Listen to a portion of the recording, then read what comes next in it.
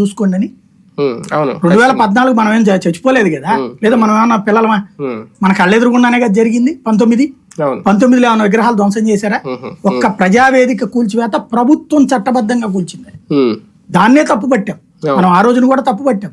అది దాని జగ్గ దేనికైనా వాడచ్చు అని చెప్పి, అంతే తప్పించి అంటే మనం కూడా సమర్థించలేదు. కానీ ఏ విగ్రహాలు కూల్చారు? Number 1. Number 2, NTR health university పేరు తీయడం తప్పని మనం కూడా చెప్పాం. అది ఎన్టీ రామారావు. కానీ ఎన్టీఆర్ జిల్లా పేరు పెట్టింది ఆయననే, కృష్ణా జిల్లాకి. అంతకుముందు పెట్టలేదే. ఆయన అప్పుడు హామీ ఇచ్చాడు కదా పాదయాత్రలో.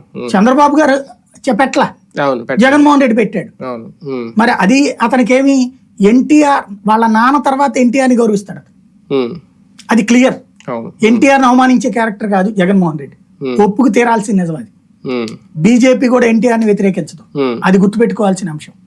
కాబట్టి ఈవిడ ఒక తప్పుని కవర్ చేసుకోవడానికి ఒక అబద్ధాన్ని నిజమని నమ్మించే ప్రయత్నం చేస్తుంది.